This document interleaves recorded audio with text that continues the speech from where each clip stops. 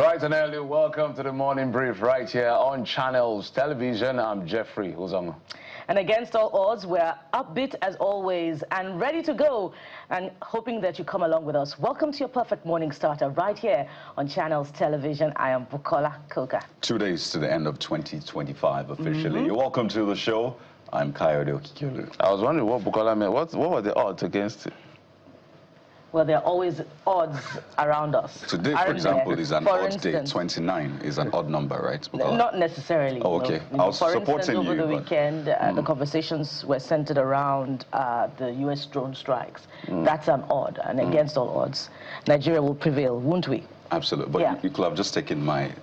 Today's 29. It's an odd number. I mean, that was easier to go with. Oh dear, I don't know what I'm going to do with you. That's my Christmas present and New Year present to you. But absolutely, the weekend, quite busy. A lot of clearinghouse to do. But let's start off with this one. President Bola Tinubu has left Nigeria for an undisclosed location. I know the statement said for Europe, but Europe is really not a location. It's too general. It could be any of the numerous countries in Europe. So more appropriately, it will be for an undisclosed location. The president departed Lagos yesterday, continuing his end-of-year break and ahead of his official trip to Abu Dhabi in the UAE. Now, the statement, which was signed by the special advisor to the president on information and strategy, Mr. Bayo Ononuga, said that after that, the president, of course, after his official trip to, well, we don't know what country in Europe, he will be attending the Abu Dhabi Sustainability Week ADSW Summit, which will take place in the Emirates early in January. And now this is another part of this statement that is, that can be done better, let's be honest. First off, undisclosed location. By saying the president is going to Europe, it's undisclosed. Let's be clear about that. Secondly, saying he will be attending that ADSW 2026 summit in Abu Dhabi in early January. But in actual fact, that summit starts on January the 11th, right? So early January is actually between the 1st to 10th of January. So anything from 11 to 20 is mid-January, all right? So I think we must be forthright, we must be honest enough as a government, so we'll set an example for the people. There's nothing like Europe. And if you don't want to disclose it, say it clearly, we don't want to disclose the president's location. What is wrong in saying he either went to France, or he went to the United Kingdom, or he went to the Netherlands? We must lead by example as a people. So as far as I'm concerned, the president departed to an undisclosed location.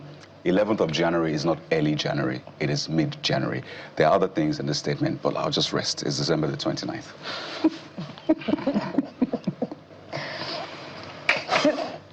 Kari has got quite a lot of bones to pick with Mr. Bayo Ononuga this morning. Well, if you like, 11th of January is still a bit of early January. Check the definition. January 15th early is mid 1st to 10th. Anything from the 10th, after the 10th, up until 20th is mid-January. This, I know the optics, trying to make it look like, oh, it's not going to spend a lot of time, but this is an age of internet. Everybody has information available to them. Why are you saying early January when it is the 11th of January? Bukola, 1st to 10th is early January. One, Europe is not a country. So as far as we're concerned, the president left for an undisclosed location. Europe is a continent. So either he went to Great Britain, he went to the United Kingdom, he went to Amsterdam. You see the he point, went right? to We're trying to figure out where our president is. Either he went to Russia, Ukraine. This. The president still went to Europe. Imagine a statement from the presidential spokesperson of Liberia, for example, saying the president left for Europe, left for Africa.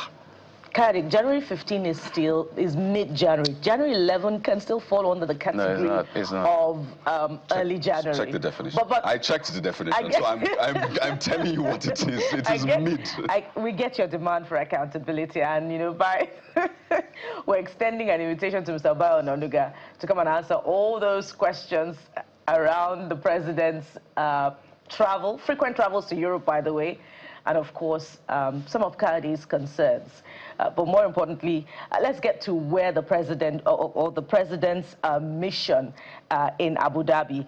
And according to the statement also put out by Mr. Bayo Ononuga on his verified X handle, the president is visiting Abu Dhabi on the invitation of His Highness Sheikh Mohammed bin Zayed Al Nahyan, President of the United Arab Emirates, to attend the 2026 edition of the Abu Dhabi Sustainability Week Summit, which will take place on the 11th of January, not necessarily in early January. And of course, the week-long summit is an annual event that mobilizes leaders from government, business, and society to chart the next era of sustainable development. And the theme of that event is the nexus of next, all systems go. ADSW will connect ambition across innovation, finance, and people, showcasing how the world can move forward with confidence.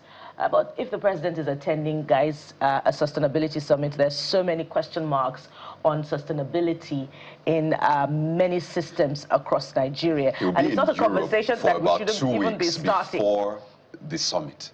So the main event is actually traveling for. Is happening somewhere in Europe, an undisclosed location in Europe. And as I said, it's not too much to ask for. Information is available.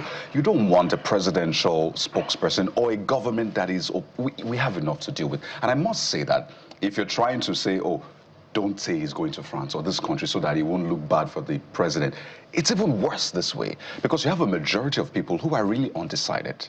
The people that will latch onto it are mainly opposition or people who have a bone to pick with government, and rightly so. But there are a lot more people who are undecided, who just want a little bit of honesty, just to decide and say, okay, fine, you're an honest government. I'm going to support you in 2027, but what are you doing? You are converting those neutral people to opposition with this kind of statement. The thing is that when it comes to these things, I think, I was just smiling when Kaido was talking. Governments sometimes don't respect their people. This is what happens when you don't respect your people. Because they know that whatever they say, so what are we going to do beyond talking? The president of Nigeria. Our country just had the strike by the United States. Just a few days ago, we're still discussing all of that. The president jets out. That's point one. Point two, it jets out to where we don't know. We can only speculate that he went to France because that's his choice destination. But we can't say for a fact that it is in France. And what is he doing in France? We do not know. And this is the problem I have with these guys. The fact that if the president is over 70, going on 80, at his age, I expect him to have routine medical checks. It's not too much to ask. What would be the crime if we say, the president went to France or went to wherever as part of his break for his medical routine? He's a human being. He's not a spirit. What will happen? What would then happen? Oh, he's not fit enough to rule Nigeria. So I don't know what, sometimes they run this thing like it's a cult or like, I don't know, this is a country. It's not a cult. What is the meaning of Europe, Mr. Bayo Ononuga? What do you mean by Europe? It's a continent. Europe has a location. That's point number one, like Howard has noted. Then, well, that's sustainability. I don't even want to talk about that. For me, the most important thing that we're raising here is not to cast aspersion. It's to say, learn to be honest with the people. If our president needs frequent medical checks, or this, intermittent checks now that the holidays are there and all of that. There's nothing wrong with that. I'm not saying he's sick. If he just wants to rest from Nigeria's stress, it's also a valid point. Because Nigeria is not an easy country. No, truth. To run Nigeria is not a joke. I don't think any honest person will say it's a joke. Even though he said, don't pity me, he has a human being. Even those of us, if you run your small family, you run your small business, you know how hectic it is. Then to run a full country and as complex as Nigeria, it's not a joke, but just simple honesty. It's not going to kill anyone. It also, please, Mr. Bayo Ononuga and the entire team, the institution around the president, his handlers, I think we need more clarity as to where he is. Nobody's going to go and kill our president. No, not all of that. Let's just have some sincerity as to his whereabouts, so we can ask questions. Because the people are also asking, now that everywhere is hot like this, why is the president even traveling? That's why I quickly ran to maybe his medical, because that's the only reason why the president would travel at this time. You know, something, you know, as your house cannot be burning and then you're traveling, except something as important as the house burning itself. Maybe you're a casualty of that situation. But we can just leave it in the, you know, in the realm of conjecture and all of that. But not telling us where he went to, because they say if you say he went to France, they say, oh, not France again. So if he goes to France every time, so what's the crime in it? That's his destination of choice. There's nothing wrong with that. And a lot of people make a decision based on that. So there's no, we knew that when late Muhammad Buhari was alive, God rest his soul, London was his destination. So we can go on and on and on and on, but it's just tiring that some of these gentlemen who run the country just feel that this institution is just like a closed-knit situation where, and that's why we keep having problems. But those of us who are journalists who ask a question. So Mr. Bayo Onanuga, thank you for informing us that he's traveling, but it will be more honorable to tell us exactly where he went to and perhaps any more detail. If he's off, whatever it is, it's not a problem. We wish our president well. We want him to come back and run our country. Simple as that. There you go. So there's more for you on the program today, but Indeed. Let's unveil the big issues we have for you. Right here in Nigeria, we still have a big conversation around tackling insecurity. Yes, the strike by the U.S. government, the narrative around it, who was hit, what is the figure of, well, neutralization, if you could call it that. How many terrorists were killed in that attack? What happened to the other communities that were impacted? What exactly is going on? So we'll be touching base with Borno, Zamfara, and even Sokoto. Those states have come under a lot of scrutiny, particularly regarding insecurity. So the aftermath of the strike in Sokoto, speak to that on the program today. Well, insecurity is not the only subject in our line of vision this morning. We'll also be touching base with some politics or politicking in River State, to be precise. And so former River State Governor and Minister of the FCT said yesterday, defection will not guarantee automatic tickets to politicians. So what exactly does that mean? Who is he referring to? The governors who have defected in recent times, or his successor, Similai Fubara? We'll get answers today on the show as we zero in on the aftermath of the restoration of democratic institutions and the defection of Governor Sim Fubara in River State. So stay with us for that one. I did tell you guys and warn that this battle can never be over in the shortest time. Well, it looks like it's happening, but we're tired of the battle in River State. But we'll talk about it nonetheless. Also goes to the issue of fake drug pandemic in our country. This is as bad as terrorism itself, and that's why we're highlighting the problem. The regulators have done their bits to be alerting Nigerians as to the issue of fake drugs, and so we're going to build on that and talk about this on the program. So, there you go. That's what our edition on this day, Monday, December the 29th, 2025 looks like. But how are the dailies reporting the big stories? We'll take a look at them in a moment with Mr. Dayo Akitobi. Stay with us.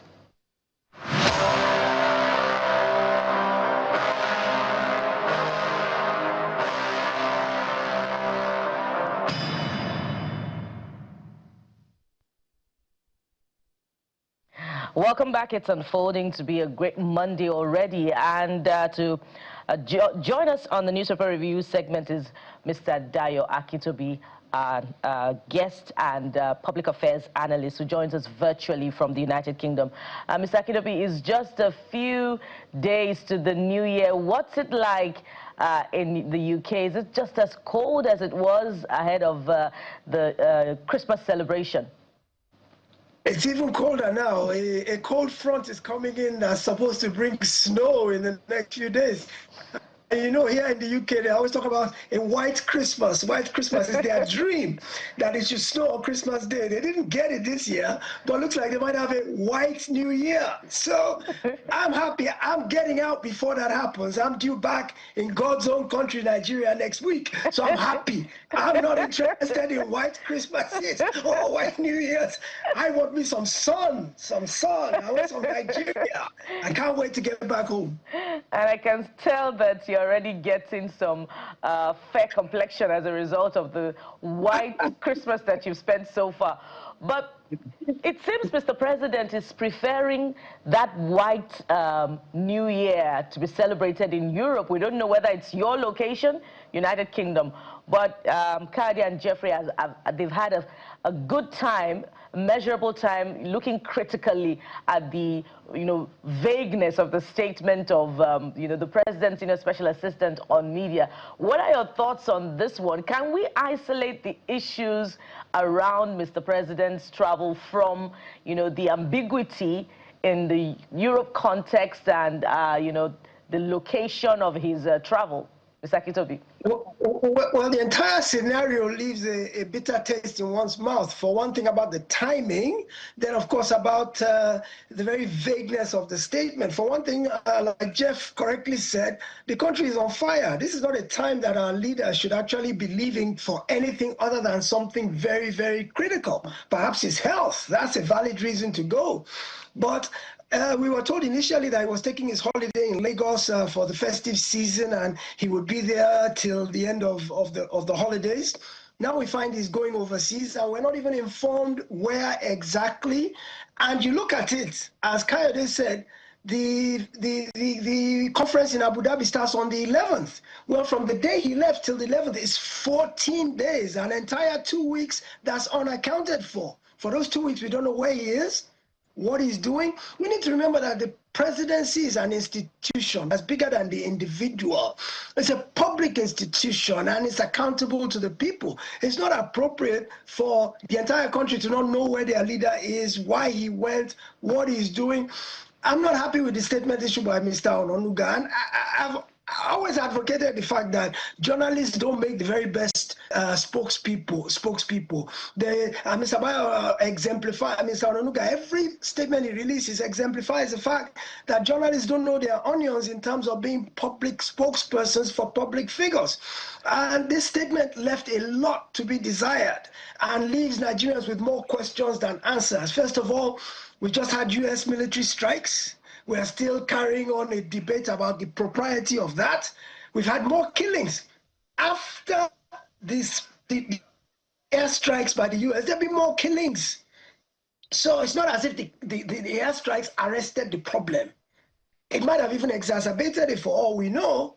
And our leader has now taken a powder on us to where we don't quite know what is going on with him. I think that the government needs to be a bit more considerate of its people. I think this idea of nothing will happen, I'll do it anyway, and they will only complain, and eventually they'll keep quiet and go about their business. I think government needs to be more accountable, needs to be more sensitive to the information needs. This government in particular has been very mealy-mouthed about communication. It doesn't talk to us. And when it talks to us, it doesn't tell us the whole truth and nothing but the truth. It keeps back facts that could put us at peace, put us in a state of equanimity, where our mind is at rest that all is well. In spite of all the strife that's happening in the country, we're 2 days away from the beginning of a new year, at a time when we should be getting inspiration. Take, for example, today the president has never addressed us about the US strikes. All we got was press release from Minister of Foreign Affairs, I believe, or was it Information? One of them came and released a statement saying, oh yeah, we collaborated with the United States and bombed some places in Sokoto. And the first question everybody was asking, Sokoto, why Sokoto? Sokoto is not the center of all this Wahala, is Zamfara, is Borno, is Katsina. Why Sokoto? But I'm understanding from war strategies that there was a valid basis for Sokoto, but nobody has told us. Apparently, Sokoto is where the chain of command, the center, the command and control center is.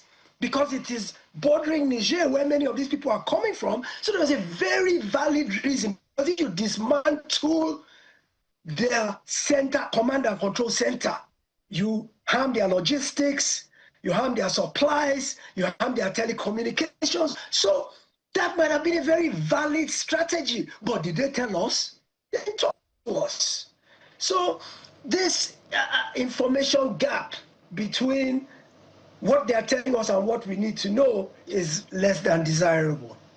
Well, perhaps we'll get all of that captured in the president's, January 1 speech. That will be, if there'll be any, because the president is currently outside the country. But the papers are not primarily looking at the president's departure, because perhaps it's covered in other secondary stories. But the big story on the front page of This Nigeria, where we're starting from this morning, centers on politics. 50 billion naira war. This Nigeria is where we're starting from. Fayose Makinde's fight deepens. Your governor says he got 30 billion naira from FG as support for victims of kerosene explosion. Ex-Ekiti governor is lying. Tinubu gave him 50 billion naira but failed to declare it. Mr. Kitobi, there you have it. I'm wondering how you're weighing on this. This is 2027 at play. It's not a surprise to me at all. From the moment Governor Makinde last week stood up and said he was not supporting President Tinubu for 2027 and that he regrets supporting him for 2023, I knew they were going to come for him. I just knew it. And look at who they used. They used Fayose, who is a member, an avowed member of Makinde's own party, but somebody who is in an incestuous relationship with Wike. And Wike, of course, has openly declared support for President Tinubu. So you can see that circle of interlocking relationships. So, well, Fayose is saying that the federal government gave Oyo State 50 billion to help rebuild after that 2024 explosion in Bodija and some places that killed people and decimated property, and that Makinde appealed to the federal government for assistance, and that 50 billion was approved in support and aid. And he brought out a document that showed that 50 billion was requested for Oyo State. First thing that bothered me is, how does a private government document get into the hands of a a Nigerian citizen? These things be classified. How on earth did he get a hold of that? So we've got leaks in government that could be treasonable. That kind of document should never be in anybody's hands. And for Fayose to have got his hands on it, it speaks to the issues within our civil service. Now the story gets even worse. They say he requested 50 billion. President approved it. He now says he was only given 30 billion. That they refused to give him the remaining 20 billion because they wanted him to settle the people. Not the presidency, but the disbursers of the 50 billion. Say, if you don't give us a cut, we won't give you the full 50 billion. So look at corruption at play here.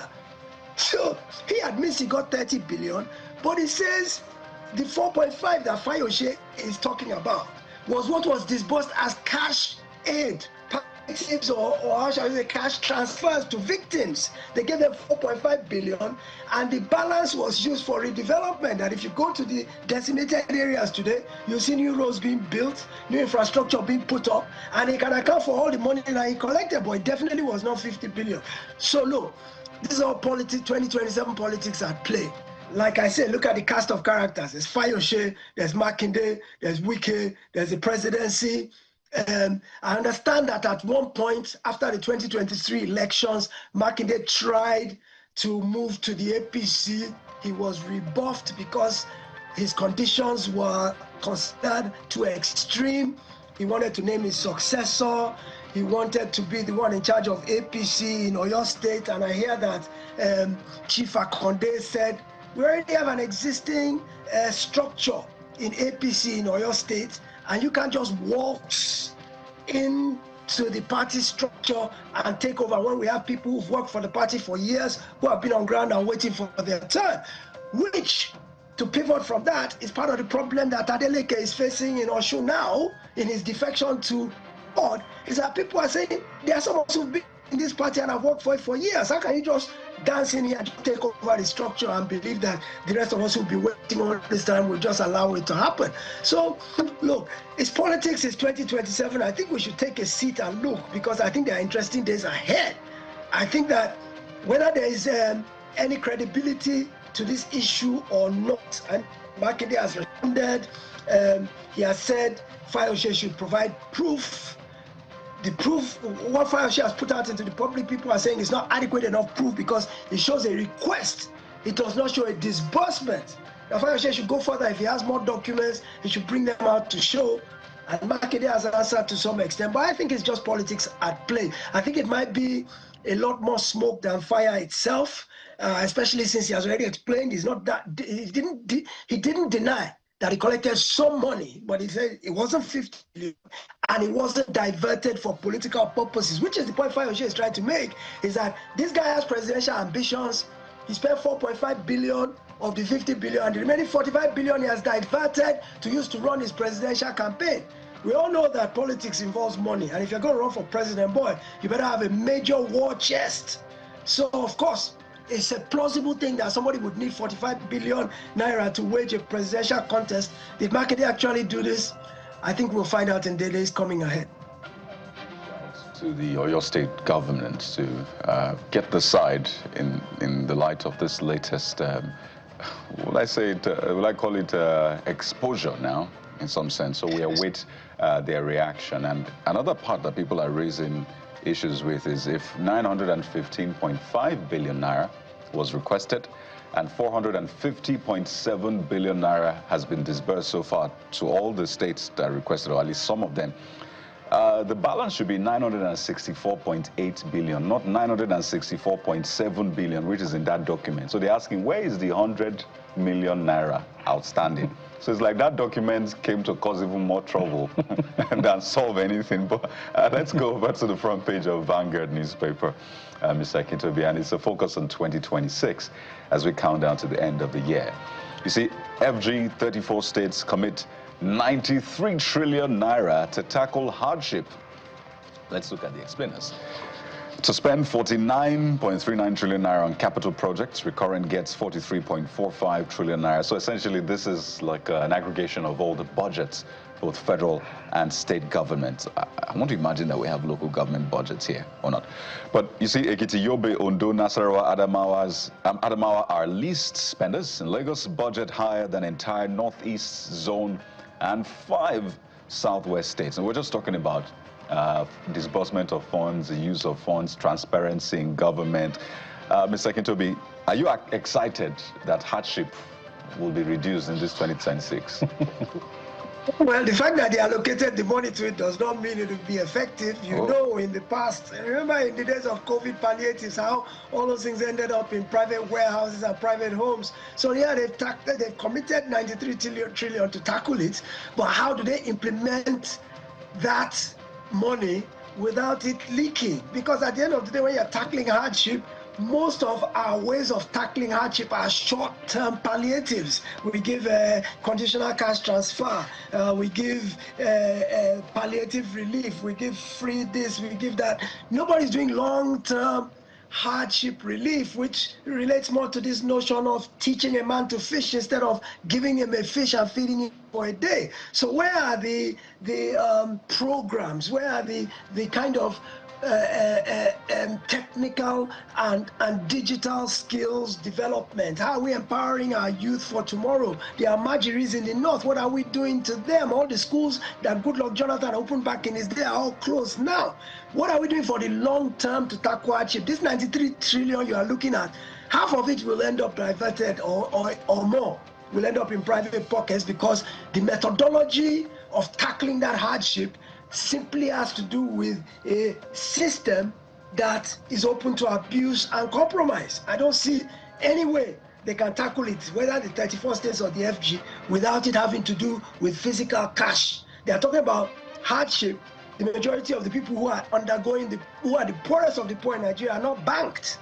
We have a tendency in Nigeria to think that the big cities are all that is Nigeria. It's not so. If you've been in the hinterland, which is where the population really is, if you've been in rural Nigeria, you will see that there's a whole entire different world out there from the world that we are used to. We have ATM machines, we have POS machines, we have, you can use your phone and do transfers, you can write checks. When you get to rural Nigeria, it's a completely different ballgame. It's cash on the barrel head. That's the only way you live, both in terms of your income and your outgo. It's cash. So to tackle that hardship, it's likely cash will be involved.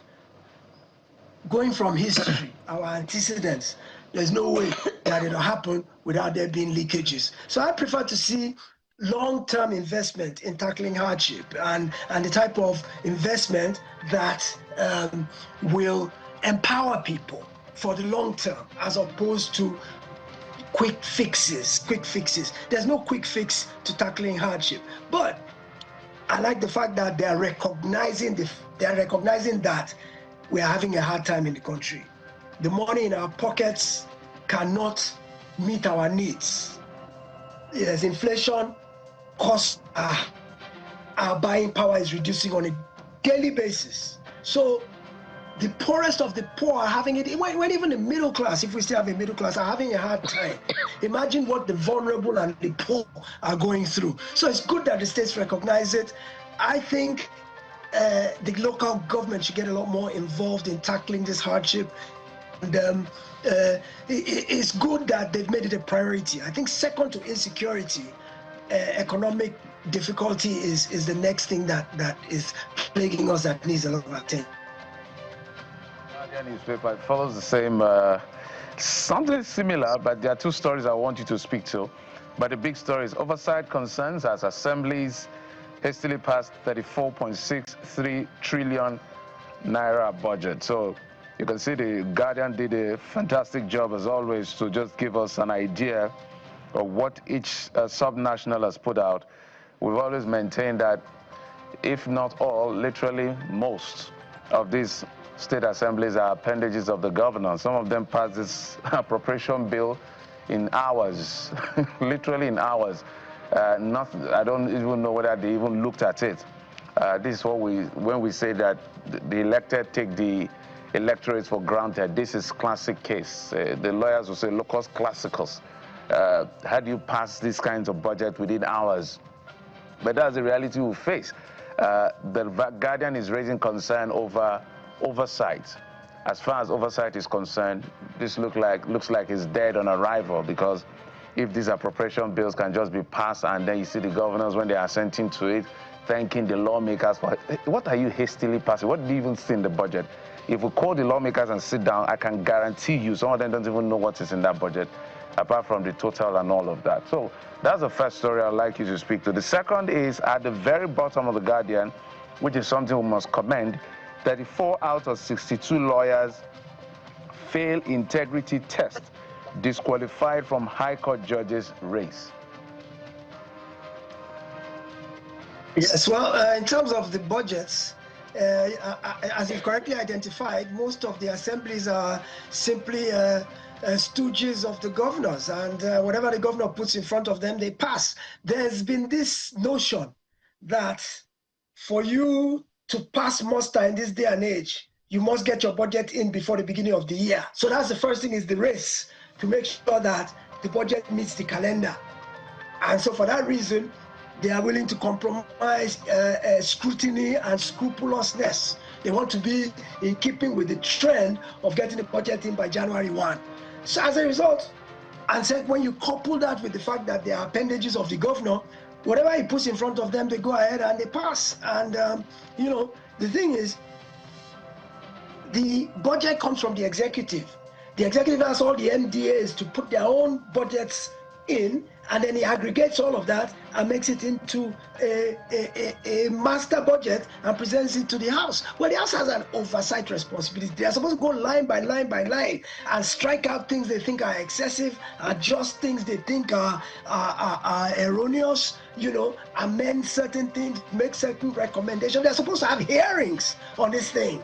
So it's not what you can hastily pass in a few hours. This is a process that should last days, weeks, maybe months. And by the time that budget gets through, it should be tight and fully done in support of the people's aspirations. I can't say any of that about any of the 34 that have been put in at this point. Now let's go quickly to the issue of the judges. We're talking about oversight. Well, this is a good example of oversight where 34, I think, out of 60-something who are being screened to become judges have failed the integrity test. What that means simply is that these are not people we can trust to dispense justice, either because they will collect envelope to deliver judgments, or they have a history of being known to be corrupt, perhaps trying to buy judgments, perhaps trying to influence judgments, but definitely they've done some kind of screening and they've looked at their background and realized that these are not people, because if the judiciary is the last hope of the common man, that is one place that needs to be 100% above board. We cannot take the risk of having one single corrupt element in the judiciary because it subverts justice. And so, at least we can see that some institutions in Nigeria are working. It means there is hope. This good news for 2026 is that if some people are that concerned about integrity to the point that their own colleagues, they can say, so many of you are not fit for office, irrespective of whose ox is God. Go and sit down. You are not capable, or you are not qualified to stand in judgment of anybody because you yourself have proven in the past that you are not above board. That's a good sign. What we need to do is to extend that type of scrutiny to all other institutions within our polity.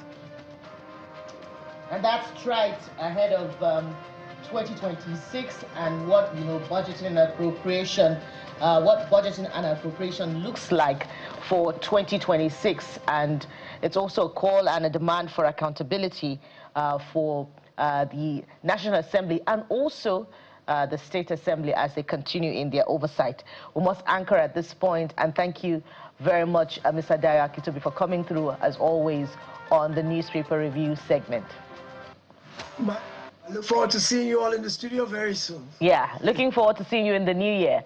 We'll take a moment now. When we return, we'll begin the first leg of our conversation, which is very critical. Insecurity against a backdrop of the recent precision strikes carried out by the U.S. government in Nigeria's northwest. The aftermath and, of course, going forward, actions that should be taken jointly by the Ministry of Defense and the Ministry of Foreign Affairs. So stay with us for this next one. We'll be right back.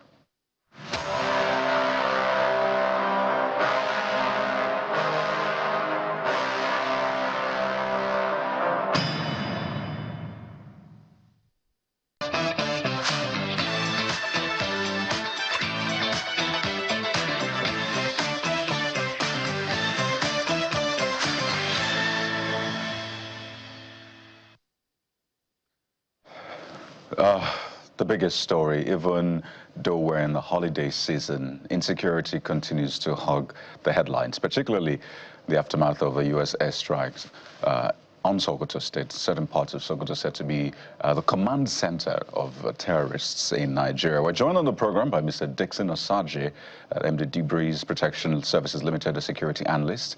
And we also have Dr. Magaji Umar, a lecturer, Department of Political Science and International Relations at Sokoto State University. Good morning, gentlemen. Welcome to the program. I think I'll begin. Good morning, Paradise. Right. I'll begin naturally with Dr. Umar. You're from Jabo. And we imagine that the dust has settled now after the airstrikes. What is the outcome of it, at least for you, residents of that area? What more do you know right now in terms of the figures of terrorists that are probably neutralized, what that has done to security in the state and perhaps that area? This is for you, Dr. Umar, being an indigene yourself. Good morning, Nigerians. Yes, please go ahead. Well, the incident actually took place a few days back, and there was apprehension and a lot of concerns by the residents and even the larger community in the state, given the fact that the intensity of the attack and also the unexpected nature of this kind of attack that actually came, and naturally people will have to actually react in different ways. But then I want to believe that the first-hand information and the contact we've made with our relatives that are there, we found out that it was not actually very serious, because the missiles that actually struck the town actually, struck the outskirts of the town. It didn't actually strike the households or buildings or whatever. And some of the, flare-ups that we have actually witnessed was actually, witnessed as a result of the flames that actually went up as soon as the missiles actually struck the constructs and the hay, packs that have been actually stored outside the community before they have been evacuated to the household for to be used as animal feeds. As you can see, the area is generally agrarian in nature and very remote from local government headquarters in Tambol local government, because Jabo is in the eastern part of the Tambol local government in Sokoto State. And no casualty whatsoever was actually gotten as a result of the incident. And the incident actually took place 35 meters away from the primary health care center of Jabo Primary Health Care Center. And as I said earlier on, any household was touched. Nobody actually suffered any wound or injury as a result of that. And just a few minutes after that, security agencies actually reported to the incident, to the vicinity of the incident. They cordoned up the area and asked the local dwellers not to tamper with anything that is there, because there could be some explosive, materials that have not been actually detonated. And since then, we have not had any report of any incident actually taking place right there. And back to the question that you asked, whether the area is a terrorist or armed bandits, den.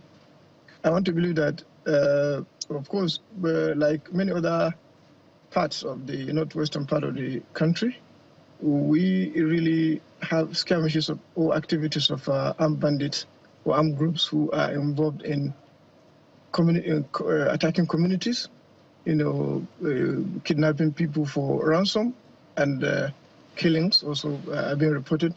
But I want to believe that some of the reasons behind these attacks in that particular area has to do with the fact that it is very close to the border with Zamfara State. Jabo is just 25-30 kilometers away from Gumi local government and Bukum local government from in Zamfara State, where these activities have been intensified over the years. And of course, we have skirmishes of attacks on the roads, like people who are traveling from one place to another, from Jabo to other places for market and other activities that are involved, that are not with our people, associated with our people, like naming ceremonies or going to the farms, have been sometimes reported to have been attacked by one or two of these groups. But all the same, after the incident, we've not had any serious issue. Right. Incidents. Right. So let's take this to Mr. Osagie. For a lot of people, they want to see the outcome of these strikes. Yes, a strike was conducted, yet there's been a lot of different messages depending on who you're asking. Is there collaboration? Is there not? And all of that. But primarily, I think what concerns a lot of people is the impact of this on terrorism. It's been days now. We're nearing almost a week now since the strike. But there hasn't been tangible evidence as to how many terrorists were killed, for example. What is the impact of this on the network of terrorists? What we've seen is another suicide attack in a different state since that particular airstrike. So is this typical? Is this what's expected? Or is there something missing for you? It's not what's expected, Coyote, and I tell you that the government is leaving the people to, forecast the impact and damage assessment of the Tomahawk bombings in the northwest. Because when an incident like this takes place, what is expected from the government security forces, especially from the defense headquarters, within the first 24 hours, they're supposed to come live and brief the Nigerian people what went right or what went wrong, what was fired, what was not fired, the locality, the locations, number of casualties, and the impact and damage assessment. But here, up to today, we've not heard anything from the federal government in the area of the impact assessment of the Tomahawk precision missile, because I think that that's another failure again from our GSF, government security forces, because they must not leave Nigerians to decide or to start forecasting. And that's why you started getting different information. Some are saying there was high number of killings. Some people are saying there are no killings. Some people are saying there's no casualty. Some people are even mocking the Americans that they just wasted their Tomahawk. Some are saying that they spend a lot of billions and they aim no targets. There was no target. For me, the Tomahawk is a precision-driven missile.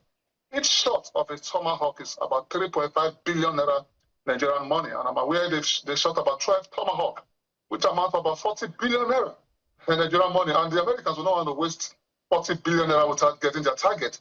So for me, I strongly believe that it was a precision-driven missile, even though we have some reports about fragments of the Tomahawk landing in some places like Kwara State and other parts of Sokoto State, like Jabo, for example. But the Nigerian government, today's Monday, I don't think they have any excuse not to brief the Nigerian people. First thing this morning, when the defense headquarters resumed duty, they should tell the Nigerian people the damage assessment, the impact assessment, and the locality, and especially where the Tomahawk landed, and also show us visuals. It's not about coming to tell us this number of people were killed. No, they need to show us visuals, because when the Americans launched the precision missile, they showed us visuals how the precision missile took a departure from the U.S. naval ship from the coast of Guinea. So I expect the Nigerian government today to brief us. If they don't brief us, then they are leaving Nigerians to go ahead and start, sharing fake news on what transpired on a Christmas Day. So I have two questions in one for you, Mr. Osaji, before we take it back to Dr. Mogaji. Is this some form of capitulation on the part of the Nigerian government? Because if you are in serious doubt that this did not not necessarily incapacitate terrorists, or on the other hand, if indeed you're sure, rather, that casualties may have been recorded, perhaps not disclosed, it shows that over the years, the Nigerian government was unable to be decisive politically to rein in on this. So is this some form of capitulation on the part of the Nigerian government? And going forward, how can the sovereignty of Nigeria be protected should, in case there be more airstrikes, such that perhaps there's some form of agreement in terms of defense to protect Nigeria's sovereignty? A fantastic question. Frankly speaking, I personally, I wasn't happy when I heard about the bombardment. I'm not happy in the sense that the Nigerian military has been so political with this battle for a very long time. And it's so disturbing that we have the Americans coming in all the way from the United States, even though they, activated their United States African Command to carry out the strike. I think that is somewhat demoralizing of the Nigerian people, that if we have a country like Nigeria, where we have the Nigerian Army, the Nigerian Navy, the Nigerian Air Force, and they cannot take out this pocket of enemy. I call them pocket of enemy because they are not up to the number of Nigerian soldiers, not about the number of Nigerian Army, Navy, and Air Force. But for me, I think what has been happening so far is simply because the Nigerian military has been carrying out what we call conquer and abandon. When you carry out conquer and abandon engagement against this terrorist group, they keep on regrouping and engaging the state. Conquer and abandon in the sense that each time you conquer any territory, don't abandon such territory to this terrorist group. When you abandon such territory, they will go back, regroup, and start fighting. I can tell you, for example, some locations in Goza, some other locations in the Muslim Triangle in Maiduguri State, majority of those locations were even captured by the Nigerian government far back as 2014. Here we are 11 years later, these guys are still going back to such environment and, carrying out strikes from such locations. So the Nigerian government should look into conquer and abandon and ensure that whenever you conquer a territory, 3 factors plays out each time you conquer a territory from this terrorist group. You take that territory, you hold the territory, and you build. Building the territory simply implies that there should be, a restoration of governance within that given environment. Then coming back to your capitulation question, for me, I strongly believe that the strike from the U.S. naval ship, the Tomahawk, it's a precision-driven, missile. I think it travels about 1,600 kilometers. That is the shooting range of the Tomahawk. If this Tomahawk misses its target, 2 things will be involved. It's either the Nigerian government did not give the United States the exact location of that of the terrorist zone, or maybe the USA will inform the exact location. But if they have the exact location of the enemy's location, and this locations was clearly, intelligently, issued to the U.S. African Command, nothing on earth will make that Tomahawk miss its target. But for me, I said, let's wait this morning. It's just about 8 o'clock now. 9, 10, 11 a.m. maximum, the Nigerian Defense Airport, I actually believe, are planning to brief the Nigerian people on the damage assessment and impact assessment of that Tomahawk. So what has happened so far has put us in a state of shame in the sense that so I'm looking at it, our military doesn't have the capability to engage this terrorist group. It's not that way. I strongly believe the Nigerian military has the capability. And it's so sad that we're so political about that. But as it is now, since the United States has come on board, we must declare state of emergency in some of these states. I don't see the reason why Borno State has not been declared as a state of emergency. I don't see the reason why a state of emergency has not been declared in the Borno State, Zamfara State, and other terrorism-driven states. I will advise the government to declare a state of emergency. So that this coordination between the Nigerian military and the U.S. Forces will go all out in the next 100 days. Wipe out these guys so that we don't live in a state of terrorism. Because it is we are living in a state of terrorism.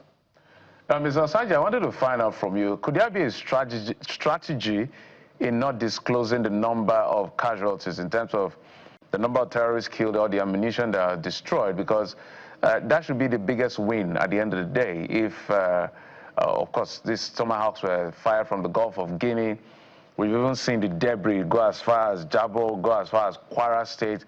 So a lot of damage was done because they said this is more like an assembly and regrouping ground for these foreign ISIS members who infiltrate into Nigeria. So if the Nigerian government is not saying anything about casualty figures, nor the American government saying anything about casualty figures, is there a strategy in just being mum on the issue of numbers? Oh, fantastic, fantastic, Geoffrey. That's not a strategy. In a battlefield, that's what we call deception. For example, if you have 1,000 men, you must make the enemy believe you have 100,000 men. If you don't have arms and ammunition, you must make them believe you have a lot of arms and ammunition. So every given battlefield or in every given situation, deception is one of the lead game. So for me, I don't think the Nigerian government should remain silent. If, for example, it was the military or our government security forces that were being struck by criminal elements, I would agree that, okay, they don't want to release the number of people or carry out issue the damage assessment of the strike simply because they don't want to demoralize the fighters of the Nigerian forces.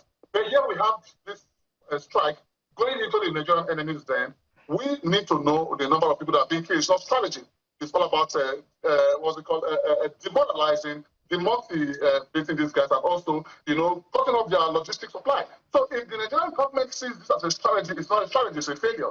What we start as a strategy is not this. What we should be looking at is how to demoralize these guys. Because it seems what this Tomahawk has done plays 4 roles.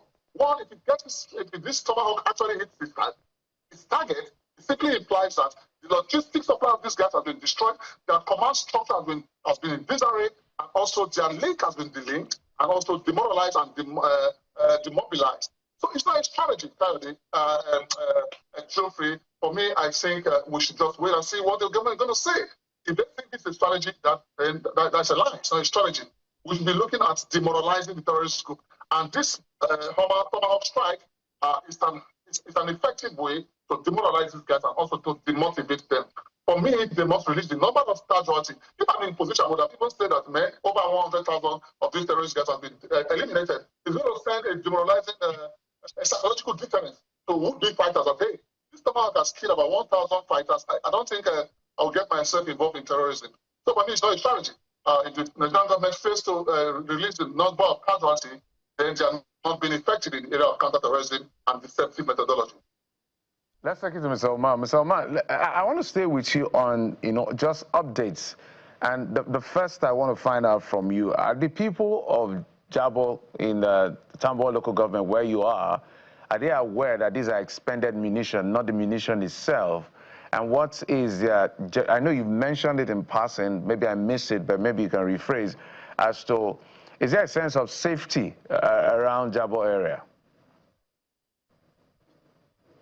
Well, of course, you can't actually discountenance the anxiety and the apprehension among the dwellers, simply because this is a very,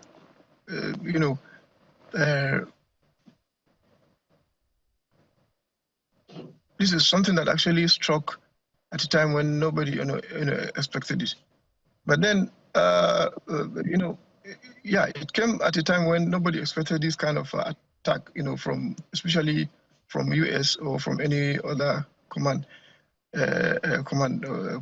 simply because there was no any information given that people should actually prepare for this, and nobody was in the know of what may actually happen. But then now, 3 days after this strike, I think people have actually gone back to their businesses, still going back to their farms, still going back to their schools, and also, although the schools are on vacation now, they are going back on their normal activities, and they're just waiting for government to actually come in and explain why this happened, what are the motives, who did it, and what are the results. But part of the state, and some communities in the southern part of the state also are reported to have been, exposed to all these activities of bandits and kidnappers. But I want to believe that government has a way of actually making things the way they want. I also want to believe that though the attack actually took place in so many places, because after the incident in Jabo, we also heard that there are places in Tangaza and Guru local governments way far away from Jabo that have been struck by the precision missiles, but we have not had actually the number of casualties actually, reported. Government has not actually done that. But whether the presence of terrorist organizations are there or the command center is in Sokoto, that is a function of intelligence and security organizations. But all I know is that some of the communities in the state, and indeed Northwest, Katsina, Zamfara, etc., have been exposed to all these banditry activities for over 10 years. And this has actually, projected the entire region to be an epicenter of conflict and also presence of terrorists and other bandit organizations cannot be actually misconstrued. Indeed, Dr. Omar, it is great to hear from you, being an indigene of Jabo and also someone who understands interplay of international relations, politics, and all of that. We've been speaking with Dr. Omar Magaji Umar, lecturer, Department of Political Science and International Relations at Sokoto State University, joining us virtually. Thank you for your time on the program, as well as Mr. Dixon Osaje, security analyst and MD Debris Protection Services Limited. Thank you as well, Mr. Osaje, and wish you gentlemen the very best. We'll take a moment now, and when we return, there's a lot of political intrigues unfolding in Rivers State. Where are we right now? We'll find out in a moment. Stay with us.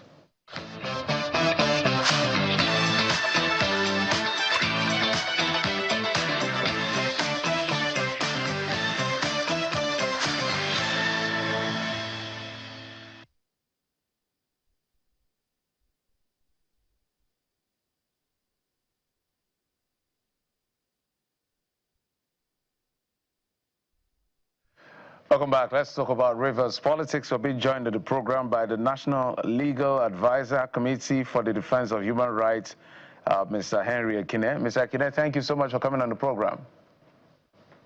Thank you very much for having me. Good morning. Rivers is always an interesting and intriguing case when it comes to our politics. One moment you think is over, then hostilities resume. Looks like the rhetorics we've been hearing of late, both from the governor, Siminala Fubara, and his political godfather, Nyesom Wike, who has been touring the state around his base, I think from other east now, Emoha and a couple of other places. It looks like what is going on is a resumption of hostilities. Or is this the public maybe generally overthinking about the issues around politics in Rivers State?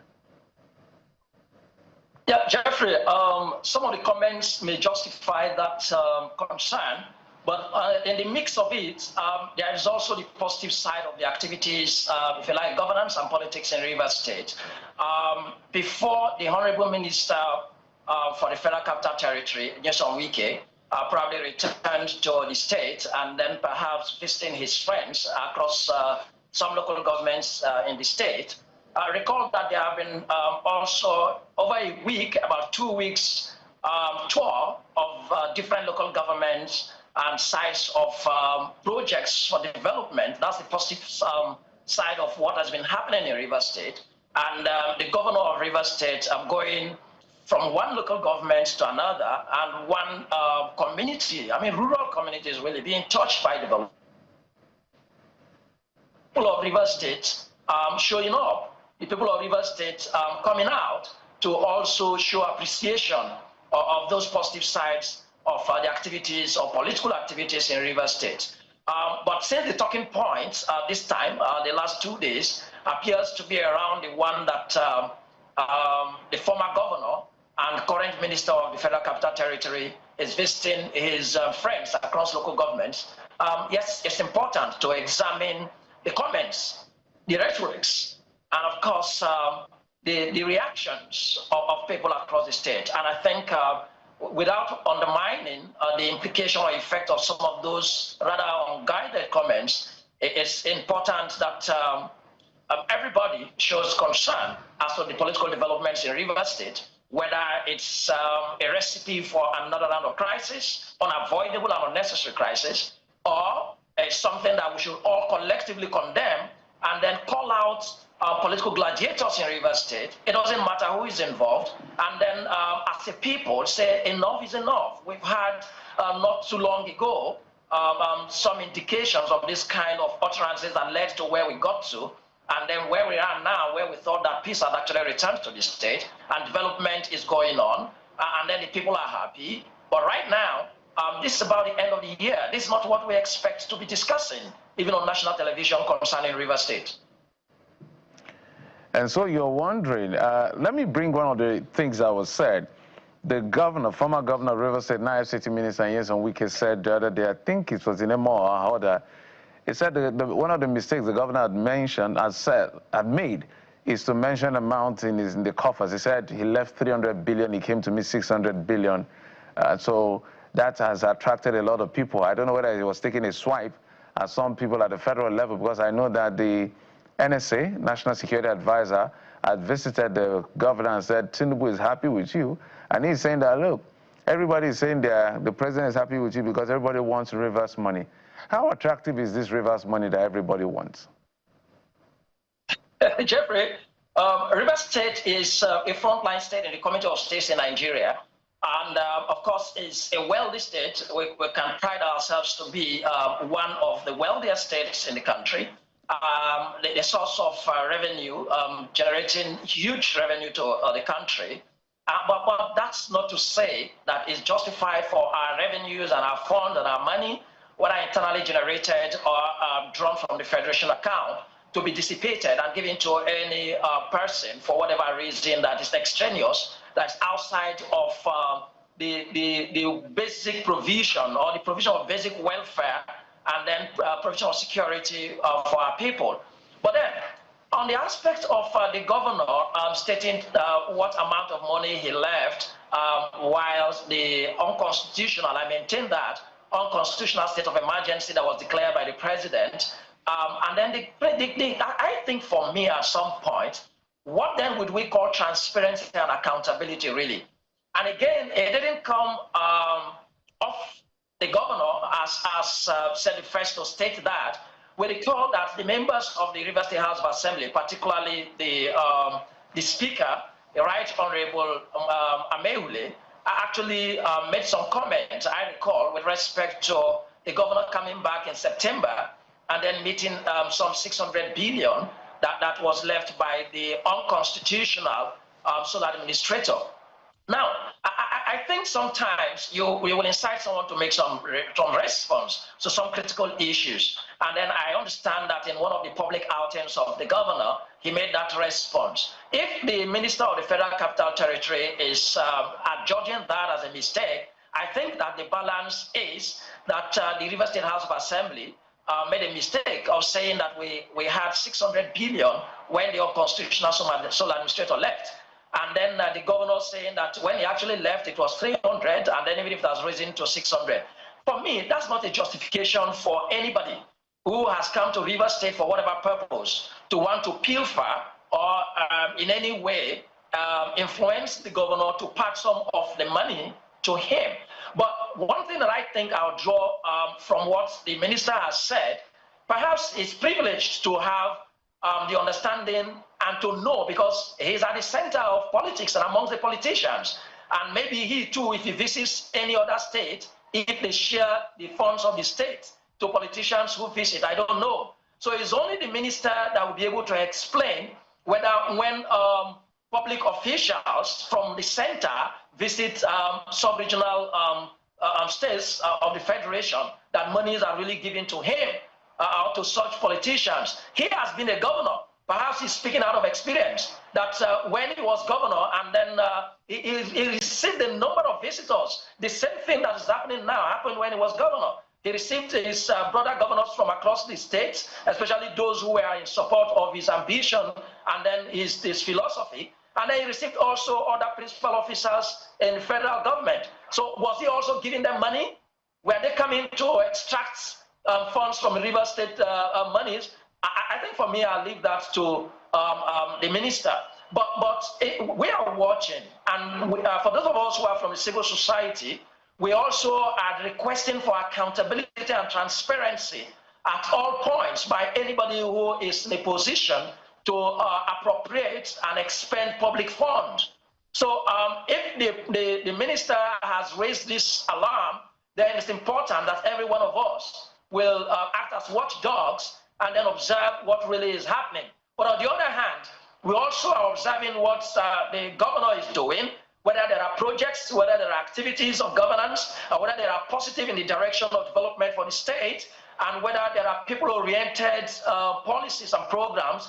These are the areas that funds are expected to be appropriated and expended, and especially if they are directed towards enhancing the welfare of citizens and ensuring security of life and property in River State. So if that's what is happening, then we can probably, in a way, say this is where the funds are actually directed and going. Even at that, we're expecting that we would at all times call on public office holders and those who are handling our funds to be accountable to the people, to be transparent in all they do. And then at the exit of their office, at the end of their terms, they should be able to render some stewardship, some account of stewardship really to the people. This is also expected of the minister himself when he would also leave office as minister. He never did that when he was the governor of the state. Yeah. Maybe we missed the point of actually asking him to account for the funds that he expropriated in River State, but because he transited and probably handed over power to someone he had anointed, someone he supported, someone he actually also endorsed. Even if now he's saying he's withdrawing his endorsement and withdrawing his support. But that's another conversation, really, whether a person who was endorsed and probably anointed and supported and eventually elected by the people of Rivers State and became the governor of the state can actually continue to be governor, even when such endorsement and of course support was withdrawn by the person who hitherto giving that support and that endorsement.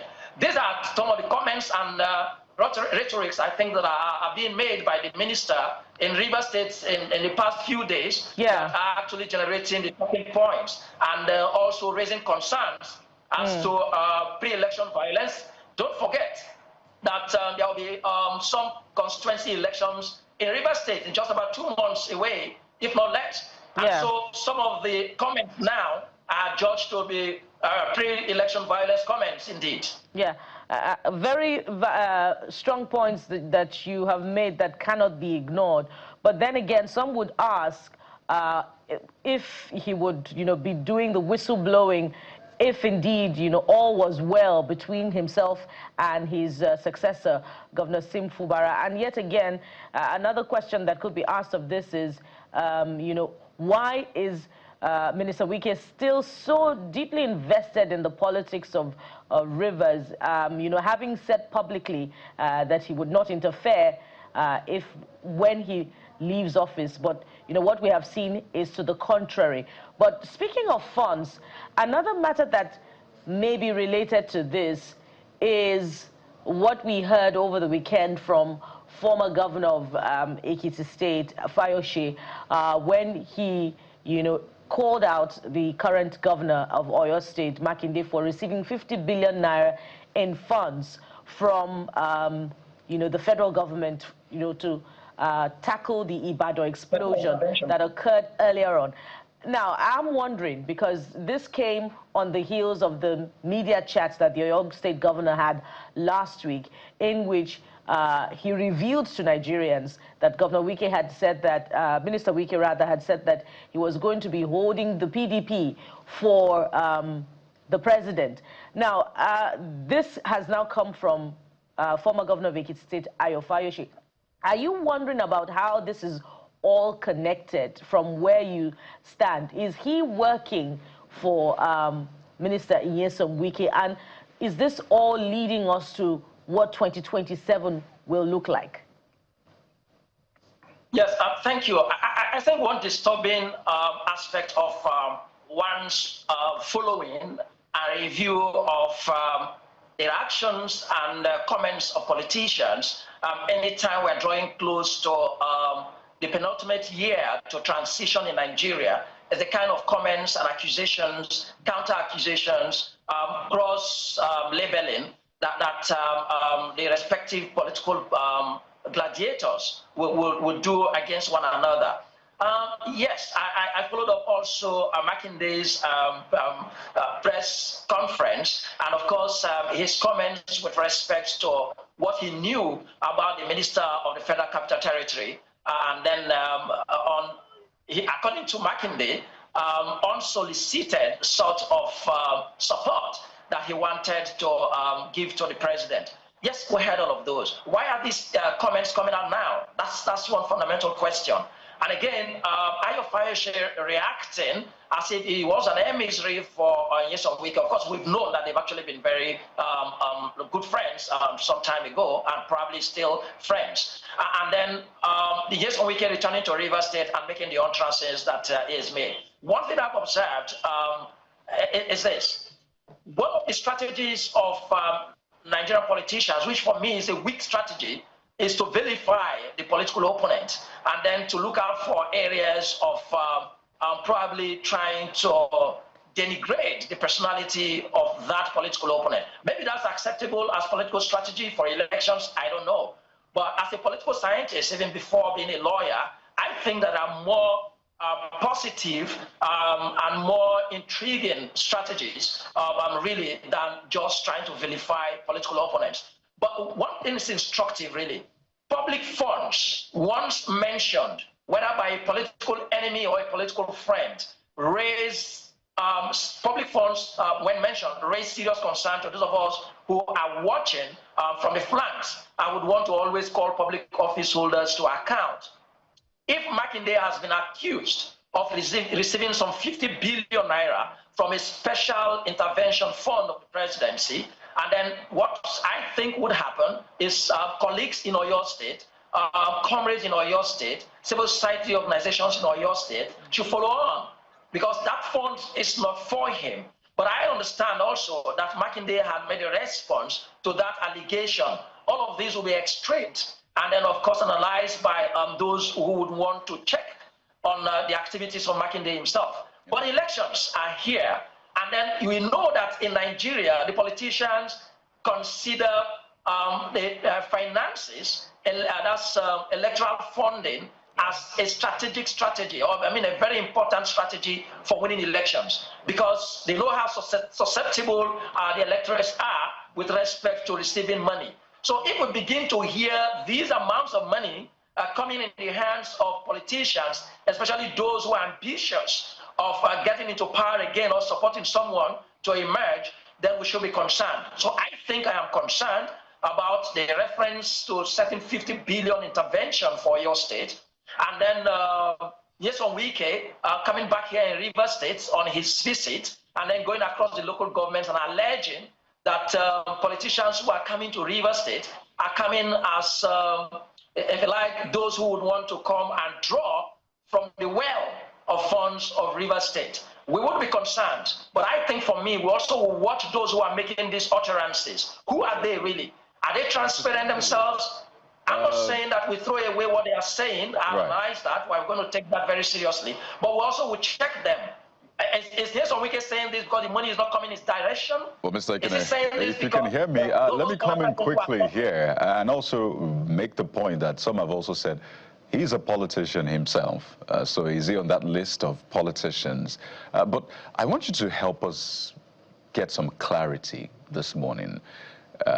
For a lot of people, they've watched Rivers State politics with concern, more confusion really than anything. So as it is today, is Rivers State PDP or APC? If it is APC, is it Governor Fubara's APC or Minister Wike's APC or PDP, as the case may be, which, or PDAPC as has been said? So which is Rivers? Which flag is Rivers flying, and what brand of flag is it flying right now? Zekayode, even watching at you, you were lavishly confused as to what it is in Rivers State, but that's understandable. I think I've said that since 2023, I said this some point somewhere, that there hasn't really been an opposition political party in Rivers State. Unfortunately, we practice a multi-party democracy, but it does appear to me in Rivers State that there hasn't actually been a political party opposition in Rivers State since 2023. The reality on ground in Rivers State is this: there has been a deliberate marriage between the All Progressives Congress and the People's Democratic Party in Rivers State for about 2 years now, and that hasn't changed. So it's really some sort of an unusual, uncommon situation in the case of Rivers State. But those are the intrigues of politics in Rivers State. So now the People's Democratic Party, which is actually the platform that sponsored the governor of Rivers State in 2023, and then I think all of the 32 members of the Rivers State House of Assembly, and then every other political office holder, I think across even the local government, the National Assembly seats, perhaps except one at Eleme or so, they were largely almost 90, 95, 98% People's Democratic Party electorates, really. I mean, those who were elected by the people on the platforms of the PDP. But when we progressed to a point that the All Progressives Congress became an extension of the People's Democratic Party in Rivers State, was when Nyesom Wike himself, I think for me at this point we call names, Nyesom Wike himself, and we do know we're here in Rivers State, got one of his, I wouldn't say, went for the want of appropriate word, I would say stooge, but more or less a supporter of his, but one that will follow him without questioning habitually, and that is Chief Tony Okocha. Chief Tony Okocha became a controversial chairman of the All Progressive Congress in Rivers State, despite the decisions of the court, and that was deliberate by Nyesom Wike. That was the point he orchestrated a seeming merger of the PDP and the APC in Rivers State. If I may come in. Ardent supporter and follower of Nyesom Wike became the chairman, controversial chairman of the APC in Rivers State. So there wasn't a clear difference then between the APC and the PDP. Because of time. What happened in the House of Assembly. My apologies, because of time. I think your points are well noted. The issue around Rivers State is an interesting one. That's why we call it the theater of the absurd, and a literal conundrum in some sense. In fact, sometimes the more you think about it, the more it doesn't make sense when it comes to the politics of Rivers State. You just have to look, learn, and observe what is playing out. But we hope that whatever political shenanigans happens, it doesn't degenerate to where we found the state to have been in a state of emergency, albeit controversial, in the last 6 months before the governor was brought back and the National House of Assembly were brought back. Well, must thank you, Mr. Henry Kine. He's a legal practitioner and national legal advisor, Committee for the Defense of Human Rights. Thank you, sir, for coming on the program. Thank you. It's my pleasure. I appreciate compliment of the season. Rivers State is peaceful, will continue to be peaceful, and no single individual is greater than the state. No individual can disqualify anybody from running election except as provided in the Constitution, and no single individual can return anybody elected as governor in Rivers State. That's clear. So it doesn't matter whatever our track is. It's my pleasure being with you. All right, thank you so much. We'll take a break. When we come back, we'll talk about the issue of fake drugs. Join us in just a moment. We'll be right back.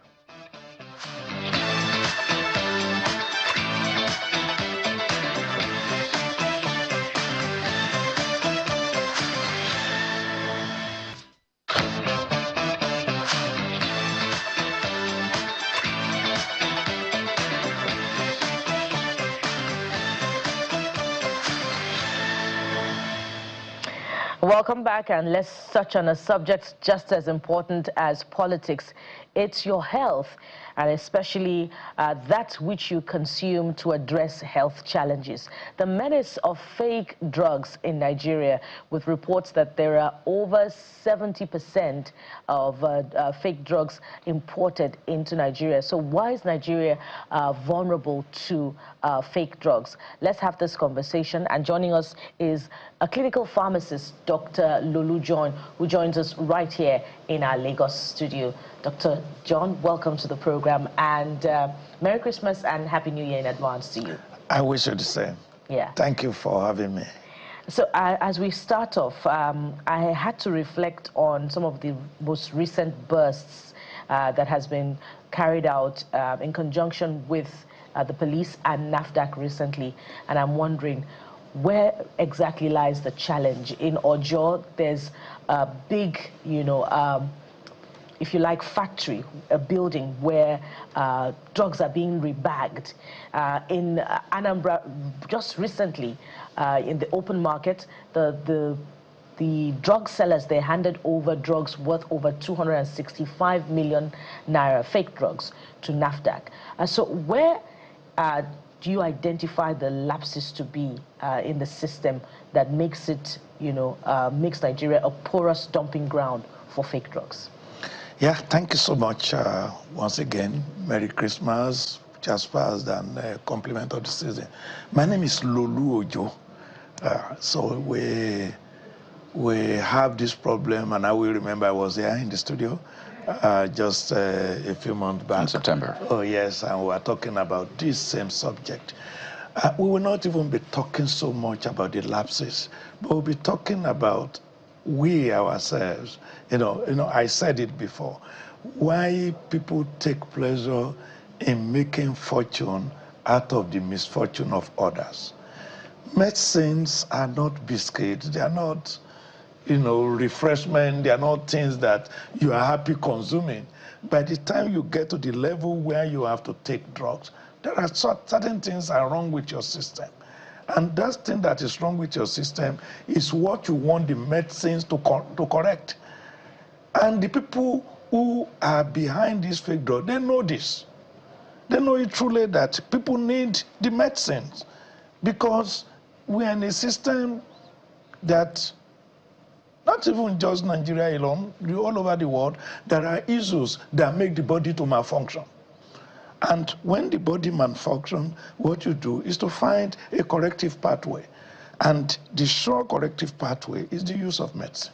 So those who are behind fake drugs know it. So we have that big trouble of people making fortune out of the misfortune of others. That is one basic fact I want us to know. Then again, monitoring, control, what other thing you will call it? Maybe because of the size of our country, maybe because of resources and infrastructural deficit, it may not be possible to know what is happening on all the streets, unless perhaps intelligence like the one that you have mentioned, somebody must have tipped off what is happening, either due to disagreement or due to patriotism or whatever it is, to say something is happening in there. When we see them on the screen, we start wondering, do they know that those who will use these medicines are those who actually are in trouble? Therefore, we have to tighten the control, more persuasion to let people know that don't make a fortune out of the misfortune of others. So let's talk about the scale of production here. That just crossed my mind. From the data that is available to those of you who are experts, how much of fake drugs is imported? How much is produced locally? Because if we can get that data, and if the institution gets that data, maybe curbing it will be a lot more easier. Because what we find is we hear of importation, we hear of the sales of this fake drug, but where are they manufactured more? Is it here or outside our country? Let's not live in the illusion and assume that everything is coming from outside. It could be manufactured here. We may never know. Because if you see some of the things that are being produced, literally they say chalk even produced as drugs for people to ingest. Yeah. I had you mentioning 70%. I mean, that may be a big pill, a very bitter pill to swallow, 70%. But let us look at what we have, the figures that have been bandied around. WHO, that is the World Health Organization, says all over the world, about 10% of medicines in circulation could be spurious drugs. Within Africa here, regional basis and stuff like that, I think they gave us a figure of about 20%. But NAFDAC says what we have is about 13 to 15%. There could be some other figures here and there. So the truth of the matter could be in between, but certainly not 70%. Because if 70%, then we are in big, big trouble. No, the 70% is the amount imported. Oh, as of the total importation of drugs. Oh, yes, if that is the case, then you are very much right. But again, that is going down. I think NAFDA figure now is about 60%. Coming to your question, how much of the fake drug is coming from abroad or the one that is locally produced? That I cannot give you directly. But one thing that is sure now is that we cannot sit down here and say all our fake drugs are imported. No, we have seen it being happening here now. And it is not only on medicine. Even when you talk about drinks, particularly wine, I'm always very scared now. If I want to buy wine, I would rather go into that place where I can be sure that this product comes from a factory. Because most of the ones that you see on the shelves are actually manufactured in somebody's room. So I may not be able to say this is how much of it is coming. But because of porous borders that we have, because of our own people, a lot of these products may be coming. If you want me to have a guess, we could say about 70-30. That the spurious products that we have. The reason I asked that question because I wanted you to also add to that was because if we know how it enters or how it comes into the country, shouldn't that make it easy for us to be able to stop it? at the very point of entry. That's actually where I was going to with that question. Yeah, we should be. And let me tell you what is officially known, because the trouble is the one that is not official. What is officially known is that the NAFDAC, which is the agency responsible for this, identifies certain places that require some extra care. For instance, any product coming from Asia, let's say in particular India, must go through an agent for quality, they call it QCS, for quality certification. That is, after the normal factory check, which the government of India is expected to do, which the local regulatory authority is expected to do, NAFDAC has an agent that picks samples from that product that is coming here and issue a certificate that, yes, this product is okay before coming to us. You know, I'm an importer, so I have that. Without that QCS certificate, NAFDAC won't even allow you to clear it. But that is the official pathway. I can tell you that. The trouble is your own official pathway, those that will not even register with NAFDAC, those who will register ABC, but eventually bring in CDE and things like that. That is where we had the problem. Because the NAFDAC knows that this product may be coming from abroad, they do those checks. They do those checks. Locally, they hide until they are detected like the one that you mentioned in here. Right. So I want us to step back a bit and do some sort of education. Okay. What exactly is a fake drug? I know that drugs, in common knowledge, drugs contain both active and inactive ingredients, in the sense that active tackles what it's meant to tackle, but inactive ingredients may help with maybe swallowing, taste, you know, there could be binders and all of that. So it's said that fake drugs can mean anything. It can mean the active ingredients is too high, or it's too low, or it's not even there. It's just cement that they put in there. So what is really fake drug in the context of what we're discussing?